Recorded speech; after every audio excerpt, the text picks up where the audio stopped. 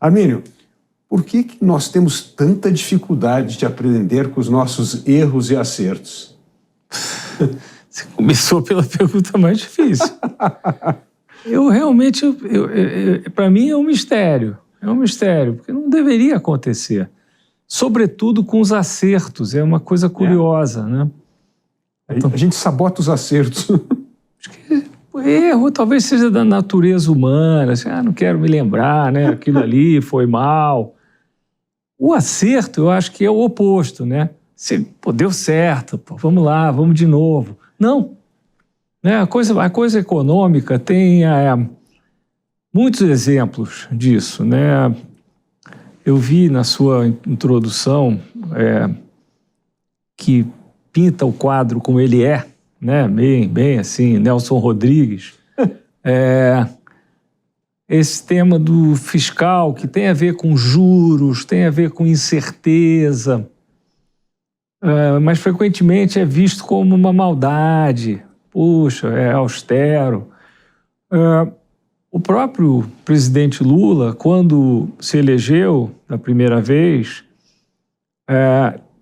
teve que lidar com uma crise de confiança que se instalou antes mesmo dele assumir, porque havia um receio de que o PT fosse seguir o seu programa, que era um programa heterodoxo, não muito preocupado com estabilidade, com incerteza, tal. E ele chegou ali e disse, não,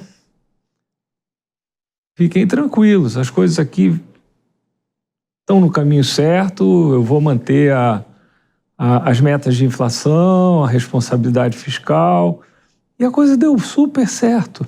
Agora aconteceu o oposto, ele fez referência durante a campanha aos seus 8 anos, né, como presidente.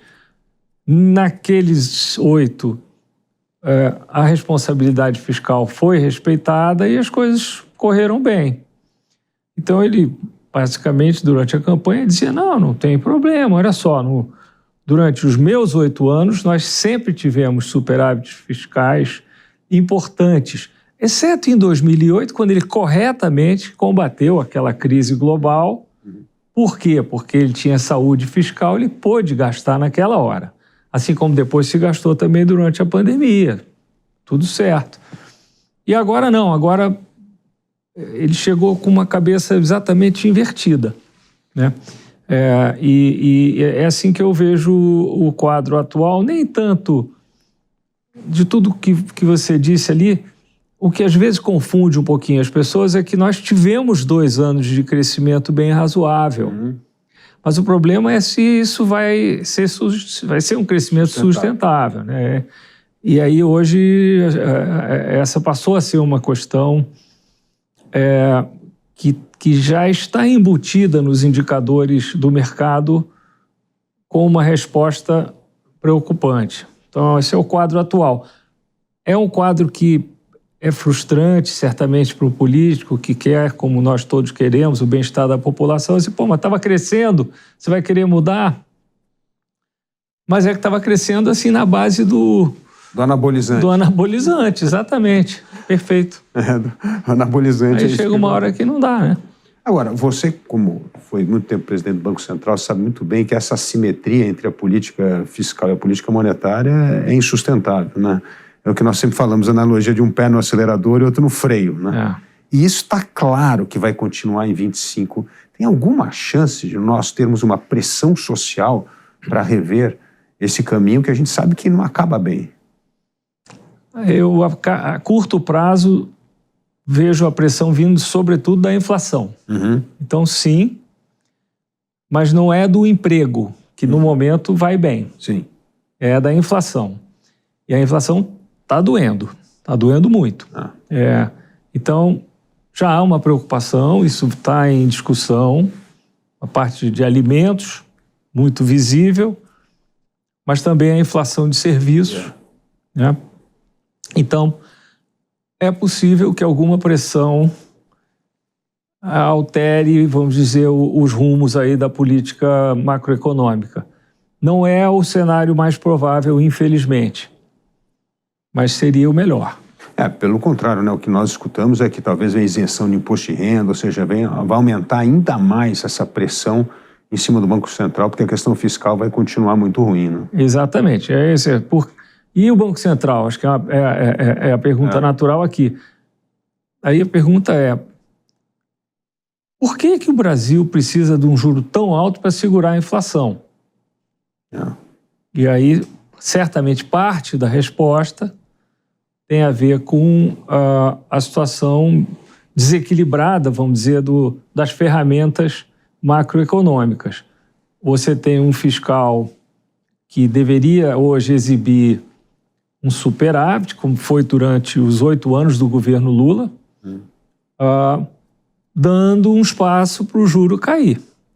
E o juro que teve lá embaixo durante a pandemia, chegou a 2%, agora está aí nos 14% e está queimando. Então, esse desequilíbrio tem que ser corrigido. E eu acho que ele seria uma alavanca bacana para o crescimento. Eu realmente acredito nisso. Nós temos alguns exemplos também que aconteceram aqui no Brasil. Se você quiser que eu me estenda um pouquinho. Sim. Um exemplo, talvez dos melhores. Plano Real, as coisas vão bem, mas a inflação residual, que sempre acontece, estava começando a queimar. Muita pressão em cima do câmbio. 98, crise. Tinham várias crises no mundo também, o que atrapalhou. Naquele momento, antes das eleições, o presidente Fernando Henrique disse: não, nós vamos fazer um ajuste relevante. 4 pontos do PIB. Naquele momento, na virada do ano, e foi uma virada dura, porque o câmbio estourou e foi lá para cima, com isso a inflação também ameaçou subir. Naquele momento, o consenso era de que nós teríamos uma queda no PIB de 4%. Era consenso. Tá? Foi feito o ajuste fiscal, ou seja, é uma contração de gasto. A confiança voltou. O presidente Lula merece muito crédito porque seguiu uma política assim, sensata, que não era bem a política do programa do partido, vamos ser honestos aqui. E as coisas se acalmaram e a partir já do segundo semestre a economia cresceu e já ainda no ano de 99, apesar do início catastrófico, o PIB cresceu um pouquinho. Então saiu de menos 4% para mais 0,3%, mas foi uma surpresa. Foi uma surpresa. Agora vamos lá, roda aqui o filme e chegamos lá no caso da presidente Dilma Rousseff. O presidente Dilma Rousseff seguiu uma política macroeconômica mais exótica, as coisas estavam dando super errado, muito intervencionismo e tal, e a economia começou a dar sinais de queda, era um ano de eleição, ela pisou no acelerador, estourou os números fiscais, aí foi o oposto, uma expansão fiscal de 4 pontos do PIB. Aí você, expansão fiscal vai aumentar a demanda, o PIB vai subir. Não, aconteceu o oposto. Houve um colapso de confiança e o PIB caiu uns 4%. E mais recentemente tem mais um aqui também, não estou indo lá na Conchinchina para dar o exemplo, não, que foi o teto do gasto. Isso aconteceu no governo do presidente Temer. É uma discussão antiga no Brasil, porque o gasto vinha crescendo já há décadas. O gasto no Brasil saiu... E muito acima da inflação. E aí era o isso. Então, como proporção do PIB, que limpa a inflação, o gasto foi de 25% do PIB para 33%. Mais ou menos de 1/4 para 1/3. Então não teve austeridade nenhuma, o gasto já vinha subindo. Em um determinado momento esse assunto ganhou corpo no meio político e aí chegou-se a ideia do gasto limitado por um teto. Perfeitamente. Naquele momento, as taxas de juros no Brasil, que já vinham muito altas, caíram para níveis que até 2 anos antes eram inimagináveis.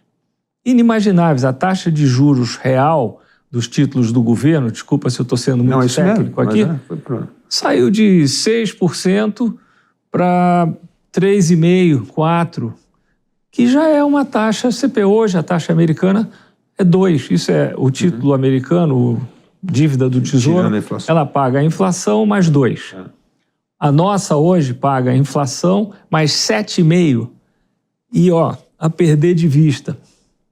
Perder de vista. Não é um juro de curto prazo que o Banco Central precisou para dar uma segurada na inflação. Não. 20, 30 anos de 7,5%. Não dá. Então, o quadro, se a gente pensar nisso aqui com a cabeça de médico, assim, o diagnóstico parece muito claro. O paciente hoje ainda está bem, porque está vindo de um período de crescimento, mas ele tem um problema muito sério. E o médico, nesse caso, tem que dizer, não, nós temos que estancar essa situação, porque senão o paciente vai passar muito mal. Pode ter problemas seríssimos. E aí que é onde a gente está hoje.